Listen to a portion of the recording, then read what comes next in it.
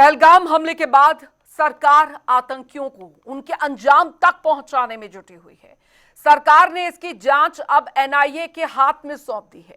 NIA ने आतंकवादियों के नेटवर्क को खंगालना भी शुरू कर दिया है। अब वो दिन दूर नहीं है जब दहशतगर्दों को उनके सही ठिकानों पर लगाया जाएगा।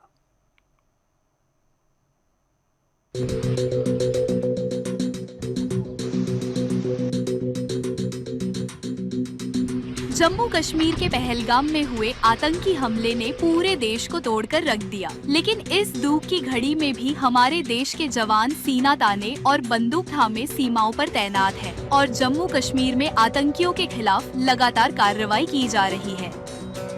इसी कड़ी में राष्ट्रीय जांच एजेंसी एनआईए ने जम्मू कश्मीर पुलिस से पहलगाम आतंकवादी हमला मामला अपने हाथ में ले लिया है और इस घातक हमले की जांच शुरू कर दी है। केंद्रीय आतंकवाद विरोधी एजेंसी ने मामले को गंभीरता से लेते हुए गृह मंत्रालय के आतंकवाद और कट्टरपंथ विरोधी CTCR प्रभाग से जारी एक आदेश के बाद शनिवार को औपचारिक रूप से एक FIR दर्ज की। आपको बता दें कि पाकिस्तान स्थित आतंकवादी संगठन लश्कर-ए-तैयबा के proxy the resistance front TRF ने हमले की जिम्मेदारी ली है। NIA ने घटना के 5 दिन बाद मामले को अपने हाथ में लिया है। राष्ट्रीय जांच एजेंसी NIA की टीम ने हमला स्थल का दौरा किया था। महानिरीक्षक स्तर के अधिकारी के नेतृत्व में NIA की टीम 23 अप्रैल को बैसन पहुंची थी। यह इस क्षेत्र में नागरिकों पर लगभग 20 वर्षों में सबसे घातक हमला था। ऐसे में इस घटना को काफी गंभीरता से लिया जा रहा है।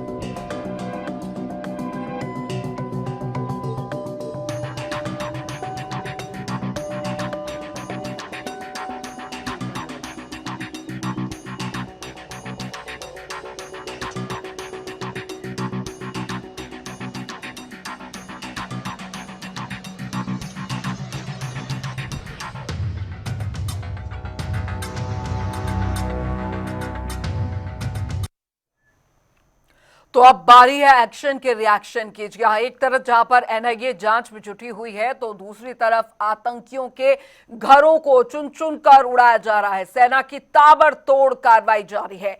आतंकियों के ठिकाने ताश के पत्ते की तरह उड़ाए जा रहे हैं।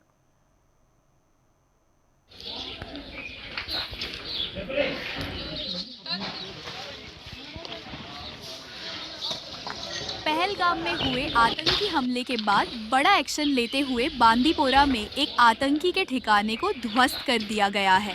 ये तस्वीरें पीएम मोदी के उस बयान की गवाह है जिसमें पीएम मोदी ने कहा था कि उन्हें उनकी सोच से भी बड़ी सजा मिलेगी।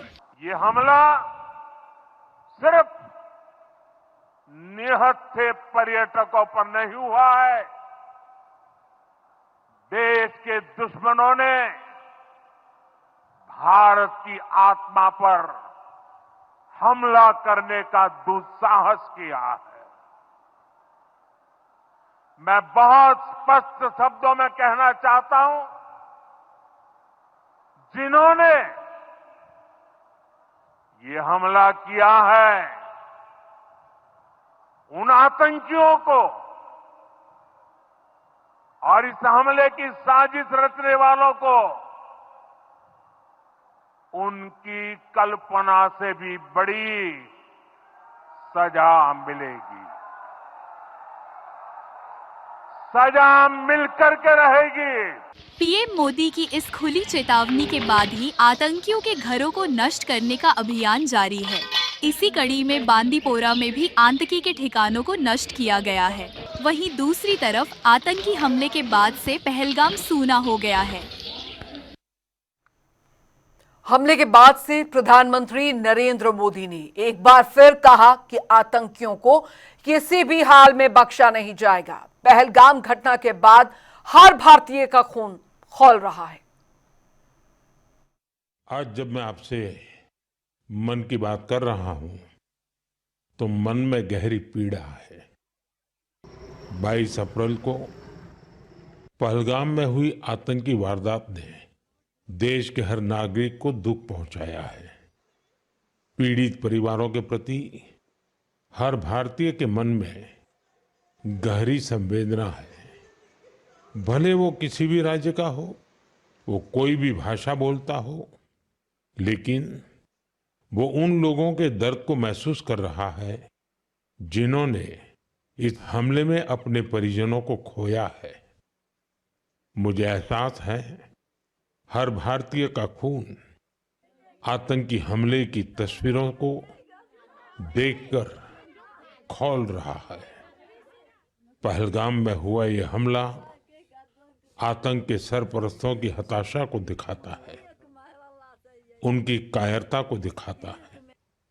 ऐसे समय में जब कश्मीर में शांति लौट रही थी, स्कूल कॉलेजों में एक वाइब्रेंसी थी, निर्माण कार्यों में अभूतपूर्व गति आई थी, लोकतंत्र मजबूत हो रहा था, पर्यटकों की संख्या में रिकॉर्ड बढ़ोतरी हो रही थी, लोगों की कमाई बढ़ रही थी, युवाओं के लिए नए अवसर तैयार हो रहे थे, देश के दुश्मनों को, जम्मू कश्मीर के दुश्मनों को ये रास नहीं आया।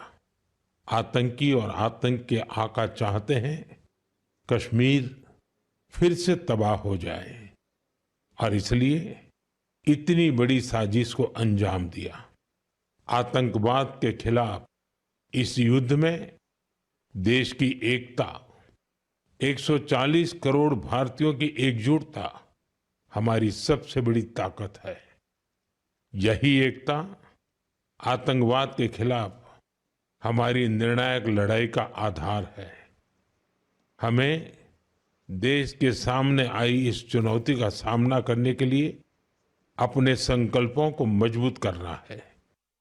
हमें एक राष्ट्र के रूप में दृढ़ इच्छा शक्ति का प्रदर्शन करना है। आज दुनिया देख रही है, इस आतंकी हमले के बाद पूरा देश एक स्वर में बोल रहा है। साथियों, भारत के हम लोगों में जो आक्रोश है, वो आक्रोश पूरी दुनिया में है। इस आतंकी हमले के बाद लगातार दुनिया भर से संवेदनाएं आ रही हैं। मुझे भी ग्लोबल लीडर्स ने फोन किए हैं, पत्र लिखे हैं, संदेश भेजे हैं। इस जघन्य तरीके से किए गए आतंकी हमले की सबने कठोर निंदा की है। उन्होंने मृतकों के परिवारजनों के प्रति संवेदनाएं प्रकट की है। पूरा विश्व आतंकवाद के खिलाफ हमारी लड़ाई में 140 करोड़ भारतीयों के साथ खड़ा है। मैं पीड़ित परिवारों को फिर भरोसा देता हूं, उन्हें न्याय मिलेगा, न्याय मिलकर रहेगा। इस हमले के दोषियों और साजिश रचने वालों को कठोरतम जवाब दिया जाएगा। तो आतंकियों की नापाक हरकतों के बाद जम्मू कश्मीर के होटलों में सन्नाटा पसरा हुआ है। पहलगाम के साथ साथ लोग कश्मीर की दूसरी जगहों पर जाने से भी जो बच रहे हैं, कतरा रहे हैं। अचानक से पर्यटकों के गायब होने से होटल मालिकों ने माथा पकड़ लिया है।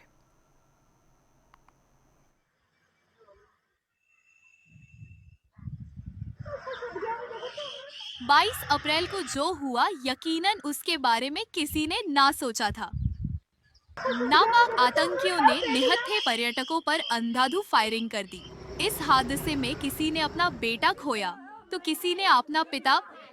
इस हादसे को तकरीबन 6 दिन हो चुके हैं। इसके बाद पहलगाम के साथ साथ लोग कश्मीर की दूसरी जगहों पर जाने से भी कतरा रहे हैं। पूरा जो इलाका है सुनसान पड़ा हुआ है, खाली पड़ा हुआ है। पूरा हमारा जितना भी ये इलाका है, जितनी भी जो हमारी होटल्स की बुकिंग है टोटली कैंसिल हो चुकी है, 90% कैंसिल हो चुकी है और होटल्स पूरे खाली पड़े हुए हैं।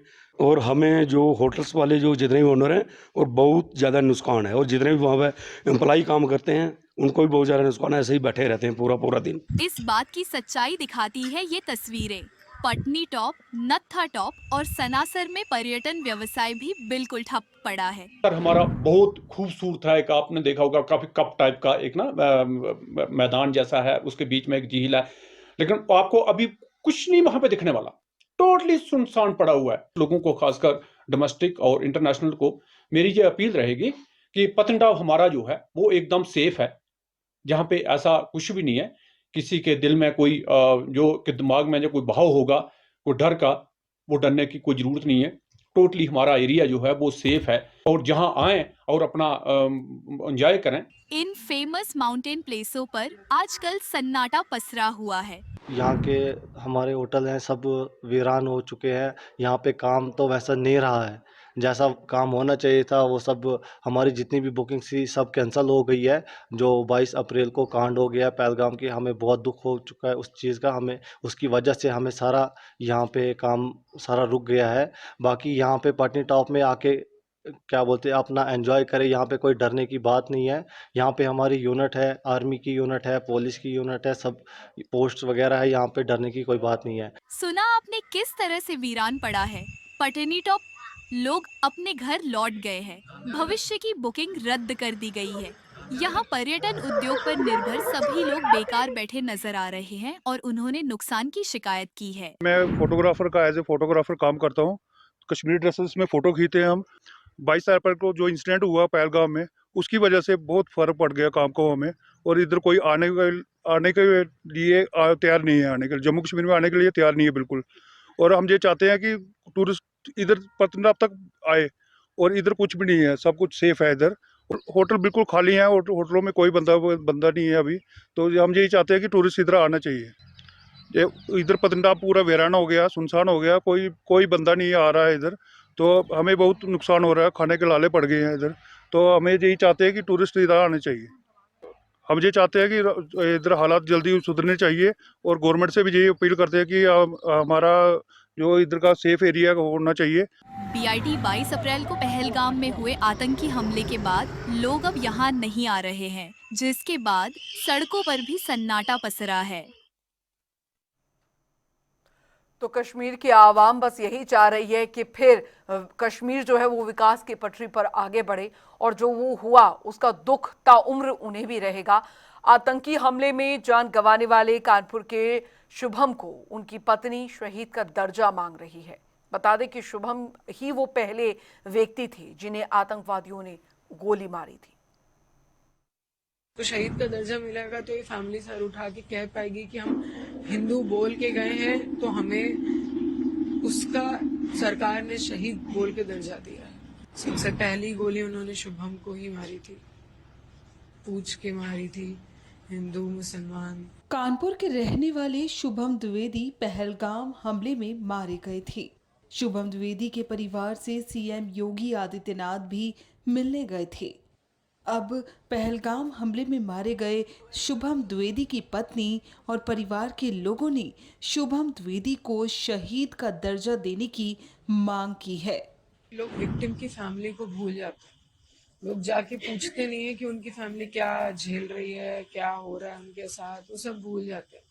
और शुभम हमारी फैमिली नहीं चाहती, और मुझे लगता है कोई भी नहीं चाहता होगा कि शुभम को कोई भूले। इसलिए मैं सरकार से सिर्फ ये विनती करती हूँ कि शुभम को शहीद का दर्जा दे दें, उसको याद रखें, उसको उसकी वजह से हम शायद जो भी वो हमें देंगे हम उसकी वजह से जी पाएंगे।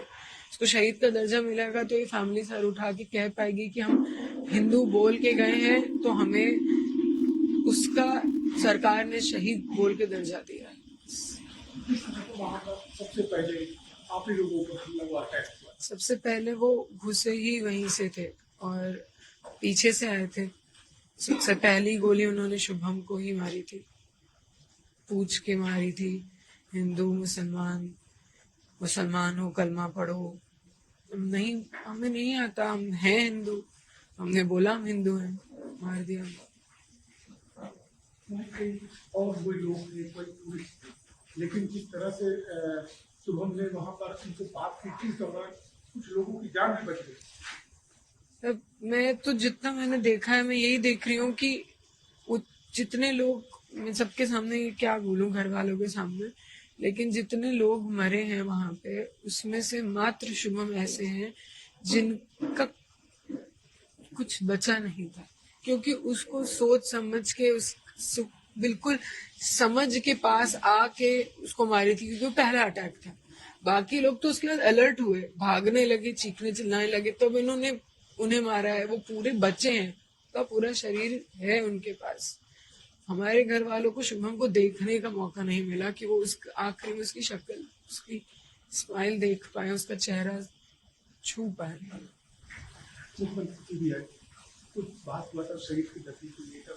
सर उस दिन तो मुझे नहीं लगता हमारे घर वालों की, आपको लग रहा होगा स्थिति ऐसी थी कि हम कुछ बोल पाएंगे।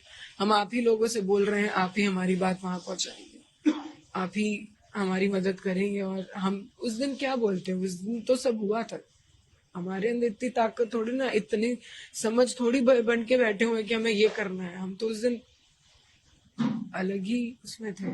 वहीं शुभम द्विवेदी के चाचा ने भी कहा कि हम यही चाहते हैं कि बस उसे शहीद का दर्जा मिले। हमारा परिवार जिस तरीके की अब वेदना झेल रहा है, तो दुख के साथ हमारे हृदय में आक्रोश भी बहुत ज्यादा है। और हमारे बच्चे ने धर्म की रक्षा के लिए, क्योंकि आप कल्पना करिए कि जब आपके सामने ये पूछा जा रहा हो कि आप हिंदू हैं या मुस्लिम हैं, और सामने एक AK-47 लिए खड़ा हो, वहां पर भी हमारे बच्चे ने इतना साहस दिखाया। हिंदू धर्म की रक्षा के लिए उसने जान अपना बलिदान देना उचित समझा और कहा कि हम हिंदू हैं। तो हमारी मांग है सरकार से कि धर्म की रक्षा हमारे भतीजे ने करी है, हिंदू धर्म की रक्षा के लिए अपने प्राण न्यौछावर किए हैं, तो उसे शहीद का दर्जा मिलना ही चाहिए। क्या सरकार की तरफ से भी कोई वार्ता या कोई बात है? हम लगातार, हमारी बहू और हम सभी लोग, क्योंकि हमारी बहू की ये बहुत, कहते हैं ना, हृदय से इच्छा है, जैसा उसने अभी बताया, नहीं तो फिर आने वाले समय में कैसे लोग याद रखेंगे। इस तरीके की घटनाएं फिर होती रहेंगी। शुभम के बलिदान को हमेशा याद रखना चाहिए। हिंदू धर्म और धर्म की रक्षा के लिए इसको याद रखना चाहिए। आने वाली पीढ़ियां इसको याद रखें। अभी तक सरकार से हमारी कोई सीधी वार्ता नहीं हुई है। हमने आप लोग मीडिया के माध्यम से अपनी बात माननीय प्रधानमंत्री जी तक, माननीय मुख्यमंत्री जी